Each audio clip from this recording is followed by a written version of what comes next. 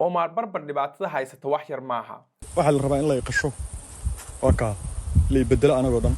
oo macnaha maanta markii ugu horeysay ee uu arrimahan ka hadlayay dadka qaari kaftan bay u maleynayeen ilaa hadda waxa jira dad ay maskaxdooda ka dhaadhacsan tahay ninkaani in uu waxaan u sameeynayo in la hadalhaayo laakiin arrintaani waxa soo dhan way ka weyn tahay dhibaatooyinka wajigiisa ka muuqda markaan u fiirsaday ninkan wuxuu eegyahay nin aan hurdo badan seexan oo macnaha maalmo soo jeeday sababtoo ah indhihiisa iyo wajigiisa wax u baahan yihiin hurdo waa laga dareemaa hurdo la'aantana badanaa waxaa keena stress badan iyo dhibaato ku qabsata marka ninkan horta waa dhibaataysan yahay dadka qaar waxay leeyihiin stress iyo depression baa haysta taasna waxaa dawo ah quraan badan isaguna wuxuu leeyahay dad baa black magic isticmaalay magacaan badan oo dad caan ah uu sheegay oo ay kamid yihiin Captain Ayub Scratchy iyo gabadh kale iyo qaar kalena sheegin oo macnaha qariyay yaa kaloon gareynaya aniga ayaan shahwadayday qaadatay waa naag isaaqo ciida gala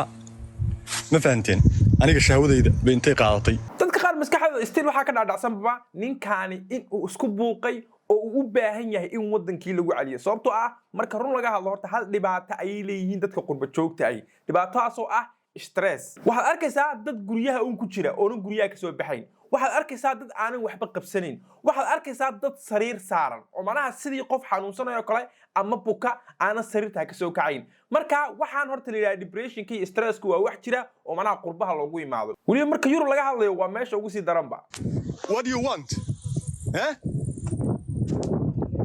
fanaankan horta waa fanaan aad u wanaagsan oo iska afgaaban oo markii qaar koodna live soo gala si uu dadkiisa ama taageerayaashiisa ugu qosliyo ama uu waqti ula qaato marka ninkaani wadamo badan buu soo maray suu sheegay Mareykanku soo maray Canada uu ku noolaa Ingiriiska macalmad buu tagay macnaha shooyin badan buu qabanay maalmahan dambe kadibna aad wuxuu ku soo biyo shubtay Norway markii uu ku soo biyo shubtana wuxuu sheegay in la sixray kadibna loo isticmaalay black magic wax la yiraahdo oo fanaankan wuxuu ku dhawaaqayaa maskaxdayda la rabaa in la baxo intaan ayaa la rabaa in la baxo la qaato aanu dhawaan baan jirkeyga loo baahno laakiin maskaxdayda la rabaa in la qaato ayuu leeyahay u dambeyntii fanaankan suu live ugu jiray hal mar live-kii uu ka baxay commentigan waxa lagu soo qoray waa la qabtay sinin waalan oo kale live-kan wuxuu ka dhaxlahaa dad baa la soo diray oo iimaanaya hadii la qabtana hadda waxa la dhihi doonaa ninkan uu waalan yahay marka Soomaaliya ogaada anuma waanli inay dilaan bay rabaan gaari walba oo wadada soo marin wuxuu leeyahay waa heblaaya ama waa hebel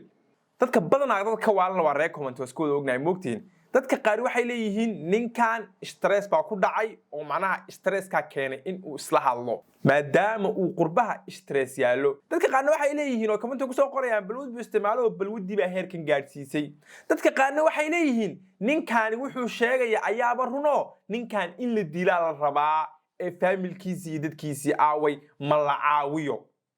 mana qof walba comment iska dhiibanaya oo ma barbar maalintu live ku jiray wiil Soomaaliya u imaaday wiilkaas wuxuu ku sheegay in uu qabo nimco habi gabadhii loo oran jiray fanaanada ahayd mid dad ka wada nixisana waxay ahayd Soomaalida oo dhan oo daawanaysa oo macnaha live ii daawanaysa hal idil hada la idilayo dadku way socdaan kulli way qaadanayaan oo waxay rabaan inay maskaxda igala baxaan idinkoo i daawanaya hal la idilo